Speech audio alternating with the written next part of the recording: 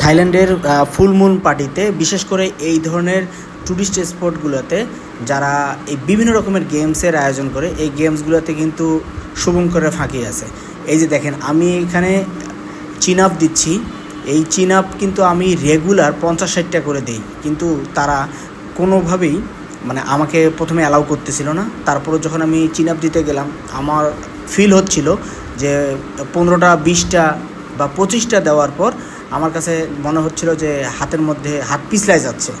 তারপর নেমে এই যে দেখেন হাতের মধ্যে দেখেন পুরা তেল, তার মানে এখানে মোবিল দিয়ে রাখে, পিচ্ছিল জাতীয় কোনো অয়েল দিয়ে রাখে যাতে বেশি করা না যায়, কারণ এখানে জিতলেই আপনাকে পুরস্কার দেওয়া হবে, বড় রকমের উপহারের কিন্তু ব্যবস্থা আছে। 300 বাদ দিয়ে এই গেমসে অ্যাটেন্ড করতেছেন, অ্যাটেন্ড করার পর পরবর্তীতে যখন আপনি পারতেছেন না, আপনি হেরে যাচ্ছেন, তার মানে আপনার মেনলি আপনার এখানে জিততেই দেবে না তারা। সর্বোচ্চ 1000-এ 1-2জন সর্বোচ্চ পারে। তারপরে আমি যেটা করলাম যে পরবর্তীতে আবার আরেকটাতে উঠলাম, যে আমি পকেট থেকে এবার টিস্যু বের করে টিস্যু দিয়ে কিন্তু মুছে তারপরে আমি ঝুলে আসি। অথচ দেখেন আমার যেখানে 50-60টা রেপস দেওয়া অভ্যাস, সেখানে আমি ঝুলে থাকতে 1 মিনিট ঝুলে থাকতে পারছি না।